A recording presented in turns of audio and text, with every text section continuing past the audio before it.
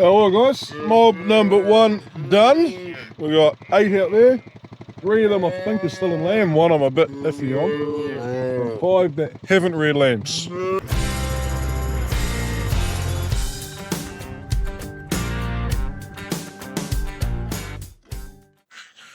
Anyway guys, g'day, welcome back to the channel. Today's job is shedding out, which is the process of taking the ones that are still to lamb and the ones that have had lambs that haven't survived out of the ones with lambs. And it's just easier to show you what we do. So we'll go and get into it. Starting to see them guys. Right, we've got 1, 2, 3, nothing over there, 4, 5 right up the top. Quiet, you noisy buggers. Right, they've all got lambs. Here's me mob. Got her, last one. Don't go back to the mob, girl. There you go, there you go. And there we go. There we go. 2, 4, 6, 8, 10, 12, 14. Now, you might have spotted this girl in the background sitting down. She might have looked dead, but she's not. She keeps getting cast. Don't know why. But she can't be far away from lambing, so we're just going to leave her in this paddock because, yeah, she doesn't need the run around because these other ones are going to go all the way down to the yards, be sorted through for the ones we think are still in lamb and the ones we think aren't. And, yeah, be put back out to where they're supposed to be. Bloody GoPro batteries keep dying. I would say she's going to lamb in the next 4 or 5 days anyway, so she'll be right. Sit! Sit! Still! While I go still. Bloody mongrels. But there's another one done. Right, so those first 2 paddocks we did were earlies. So they've had 36 days, 37 days of lambing. So that's 2 cycles. These ones have only had 1. They're also singles. There should only be 4 of those that don't have lambs. Yeah, fingers crossed. So the rest of them... Sorry, having trouble with GoPro batteries again. Yeah, the rest of them, 8 or 9, should still be in lamb because they've only had 1 cycle so far to go, and you always get a few lates. So another paddock of them right there. We'll go and get that one done. Oh guys, there is another 7 bales in the cattle. Over there as well. So these guys are just about done up here. They have got 1, maybe 2 more lots of bales to go. And then I've got to get them out, which is fun, because they don't like coming out of here. They're sort of, I think the big thing is they get used to the perimeter. They know where the electric fence is. When you open a gate, they don't want to run through, but at the same time, I think they're quite content. Happy enough, guys? Oh well, guys, back at it. She's still in lamb. There's a lot of sheep there, only a wee few of them to take out. I'm just going to wait for the ones with lambs to want to drift away, either that way or that way. And then we'll hopefully whittle it down to, yeah, just the ones to take out. See, here's one. Front, she's making her way. They just aren't going to be there together, so they slowly work their way out. But you've got to give them a bit of room. Well guys, we got them. Will they see the open gate?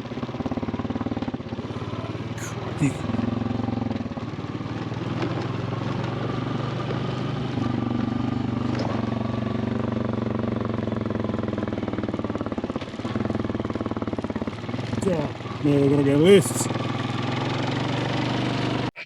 Right, we'll get them up in that corner. And then we've got this next paddock to do. Sarah's on her way up. She'll hold these ones in the corner for me. And then we'll get working them through. And this paddock will join these ones. And then we've got that one to do as well. And then there's only 3 paddocks of mixed age ewes left to do. I've shedded out all that stuff up there, down into the next one. About a week ago, well not quite a week because it was getting quite tight up there, and I pulled a few sheep out. Thought, oh well, it'll help to take a few mouths off those paddocks, and yeah, where I put them was quite grassy, so it's not now, but that's all right. We are lacking a wee bit of grass growth at the moment, I will be honest. Righto guys, Sarah's got them hopefully coming down the hill right there behind us. Not too far away. This is getting bloody impossible today. 3 or 4 minutes after stirring them up and driving around them like crazy, the lambs are all camped out in the sun again. Well, it was sunny 5 minutes ago, but making progress. I've only got 1, 2, 3 paddocks of mixed age maternal twins to shed out of, and then that's all done. We're going to leave the tutors for another few days. We might get the triplets done tomorrow. We'll see how we go. But here they come, so we better get moving. Come on, girls. You get back down there.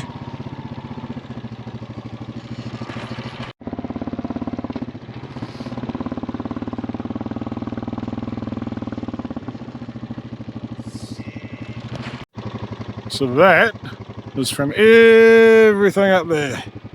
About 40, 45 hectares worth. There's 3 in lamb out of here.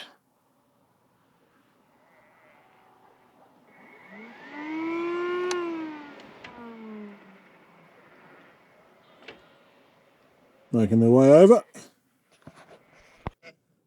There we go. 1 more paddock to go. Reckon maybe a quarter of them are in lamb. So they're going to go and sit well behaved in that corner.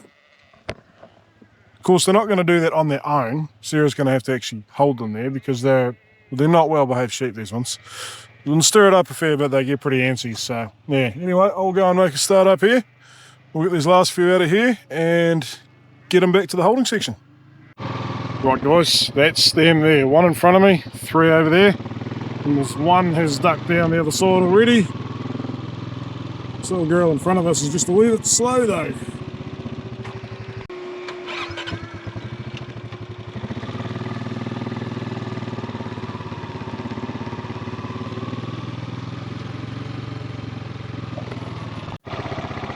There you go. You're quite an offensive young one, aren't you? Aim, work.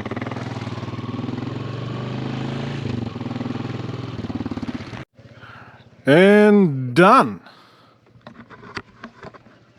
It is actually quite amazing looking at them how many I think are probably still in lamb. Could be closer to half. We'll find out in 3 or 4 weeks' time. But yeah, there'll be a few there to sell. Not as many as I was kind of hoping for. Kind of an oxymoron. We need cash right now to get through the season. We've got a lot of costs coming up before bugger all money comes in. But at the same time, less wet dries means more lambs, which means more money at the end of the season. So, bit of a quick check around the tudus. Everything seems to be in order. Come on, girl. I know they're yours. I just pulled them out here. 2 whopping big beautiful lambs. You go back and rear them. Hey? Otherwise I've got to go get a trailer, catch you again, and take you back to the yards. I know you want them. Hey? I know, you're calling out to them, they can't follow you. You go back and see them, otherwise you got to go home. Come on, girl. I really, really, really need you to take those lambs right now, because I want to go jump on a tractor. Right, we'll go get a trailer. She probably will have taken them by the time we get back, but I don't know, and I've got other things to do, so... Still hold it, we can hold it. There you go, girl. You were just looking at them, weren't you? You want them. There you go, girl. There you go.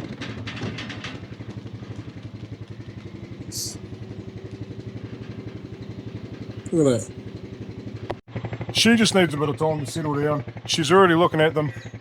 I'd say in an hour or so they'll be lit clean, fed, and ready to go back out. But she can wait there until the morning and we'll let her go tomorrow. Righto guys, one last job for the evening. I've got that paddock and just about everything else ripped up. There's a 2 hectare flat I've got to sneak through the neighbours to get to, and they're still lambing, so we won't go through there. But yes, time to do some cultivation. No bird's nest on the exhaust. It is starting to look quite... Oh no, that's right. This thing needs to live in a shed a bit more. We actually do need another shed. I was supposed to show you what's going on in that shed for this video, but we'll cover that off later on. Nothing there.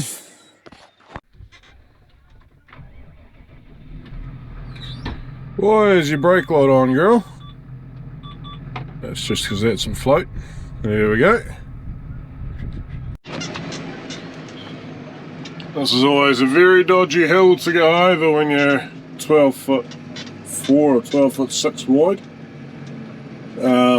Not the kind of one you go flying over. There we are, right there.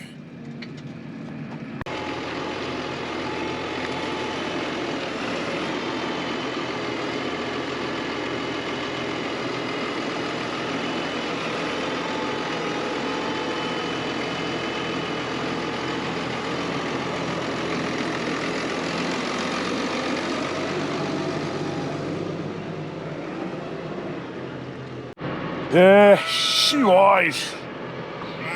650s and 520 joules, so yeah. Takes a bit of squeezing through a gateway. So anyway guys, all we're doing here is trying to open the ground up. The first stage of cultivation, primary cultivation I used to call it. We come out here where there's no wheel tracks and you can actually see it. So it goes down about 8 to 10 inches deep. So there's one there, one there, one there, one hidden in there, one there. Drove a wee bit wide there, but not too bad. Yeah. It just opens it up to start the process. We'll come in next with either discs or a maxi tool and work it down a bit finer and level it off with the Dutch harrows and get it ready to sow.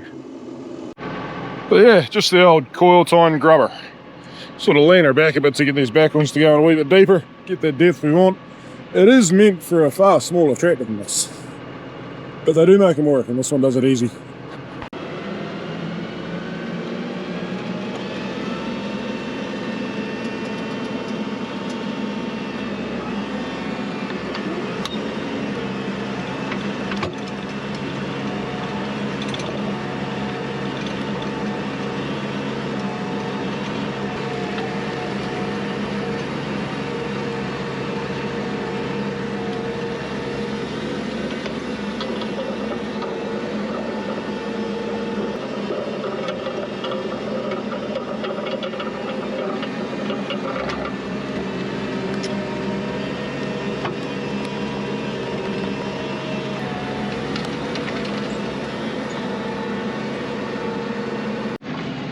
Let there be lights.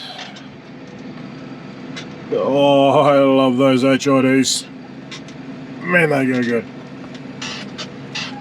There's the amber candles going on. They don't really do much more, do they?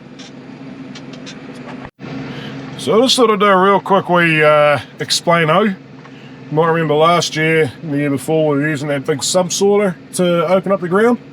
Yeah, that was because it was flatter, easier going stuff. We're using the old grubber back there because we're on the hills. It doesn't go down as deep. We've got a lot of rocks in here which cause problems. But we don't want to mobilise like a huge amount of soil in case disaster happens. Not that it has before, but yeah, we don't want it all washing away off. So this one just is a bit simpler, a bit cruder, a bit easier to pull, and doesn't go down quite as deep. So yeah. And there we go guys, that is us done for the night. This paddock is finished. I got 2.2 hectares left to go, but I have to drive through the neighbour's lambing sheep for that, so we'll hold off on that. And yeah, next step will be the maxi tool, I guess. So, all the discs, not sure yet. Got a bit of discing to do. Anyway guys, we will catch you next time, I guess.